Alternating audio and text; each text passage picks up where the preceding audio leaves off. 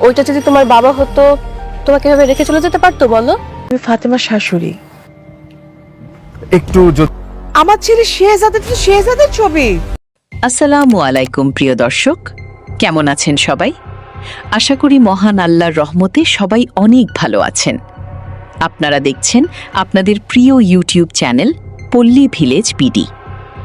আজ আমরা নিয়ে এসেছি দুনিয়ার টাকার গুলাম নাটকের পরবর্তী পর্বের এক দারুণ রহস্যময় ও রোমাঞ্চকর সম্ভাব্য কাহিনী।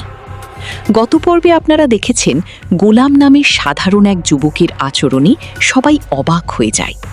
তার কথাবার্তা, সাহস আর রহস্যময় চলাফেরা যেন ইঙ্গিত দিচ্ছে সে আসলে সাধারণ কেউ নয়।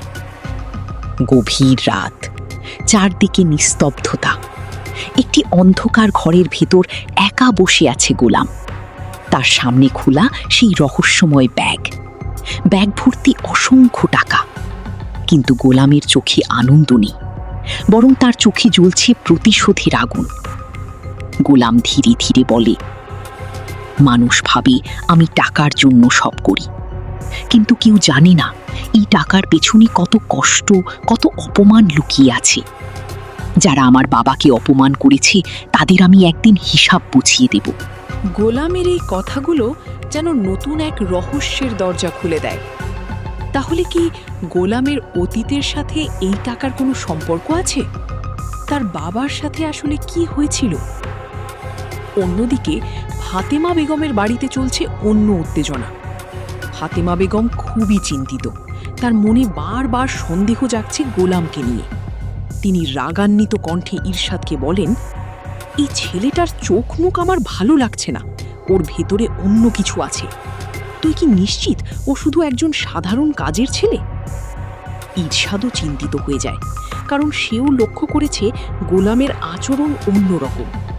বিশেষ করে পুলিশের সামনে তার আত্মবিশ্বাস সবাইকে অবাক করেছে। ইরশাদ ধীরে বলে, মা, আমি নিজেও বুঝতে পারছি না।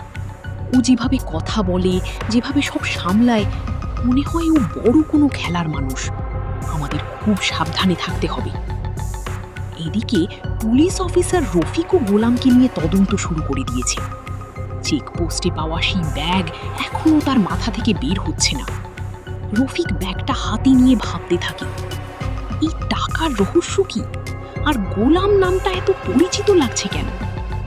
রফিক সিদ্ধান্ত নেয় আজ রাতেই সে সব সত্য বের করবে।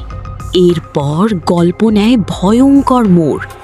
অন্ধকার রাস্তায় দ্রুত ছুটছে গোলামের গাড়ি। পিছনে কয়েকটি গাড়ি তাকে অনুসরণ করছে। গোলাম রহস্যময় হাসি দিয়ে বলে, আজ রাতেই সব হিসাব শেষ হবে। হঠাৎ শুরু হয় ভয়ঙ্কর ধাওয়া। এরপর নির্জন জায়গায় গাড়ি থেমে যায়। চারপাশ থেকে বেরিয়ে আসে সন্ত্রাসীরা, তাদের হাতে বন্দুক।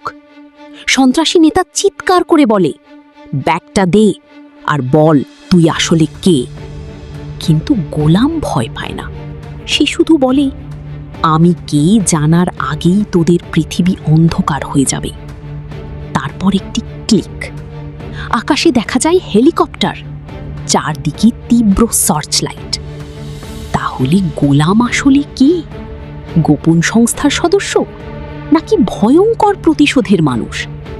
সব জানতে চোখ রাখুন পল্লী ভিলেজ বিডি ইউটিউব চ্যানেলে। দুনিয়ার টাকার গোলামের পরবর্তী পর্ব মিস করবেন না।